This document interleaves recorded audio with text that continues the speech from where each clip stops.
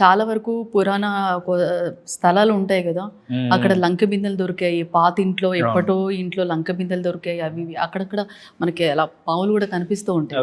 కొంతమంది బంధనాలు వేస్తారనేది అంటే ట్రైలర్లో అంటే వినే ఉంటాం. మీకు ఎప్పుడైనా అవి నిజంగా అంటే విన్నవి నిజమై అలా జరిగాయా ఎప్పుడైనా? నిజంగా అంటే విన్నవి అయితే చాలా విన్నాం ఇలాంటి కథలు.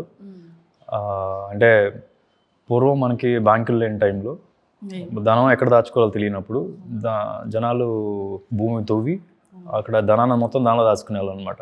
అప్పటికి ఇంకా దొంగతనాలు అవి జరుగుతూ ఉన్నాయి అని చెప్పి అన్నప్పుడు ఇలా బంధనాలు ఇలా వేసి పెట్టడం అనేది ఆనవాయితీ అని చెప్పి కథల్లో మేము విన్నాం.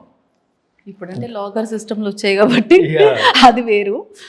సో అక్కడ లాకర్ సిస్టమ్ ఏంటంటే ఈ బంధనాలు, నాగబంధనం, పిశాచి బంధనం ఇలాంటి కథలు విన్నామే మనం.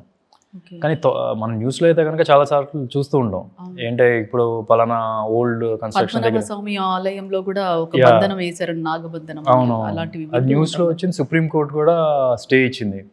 6 వాల్స్ ఏదో ఉంటే 5 వాల్స్ ఓపెన్ చేశారు. 6th ఓపెన్ చేద్దాం అనుకున్నప్పుడు ఇలా చాలా కేరళ మొత్తం ఫ్లడ్స్ రావడం, and everybody believe that, and supreme court కూడా సెడ్ డోంట్ ఓపెన్ ఇట్.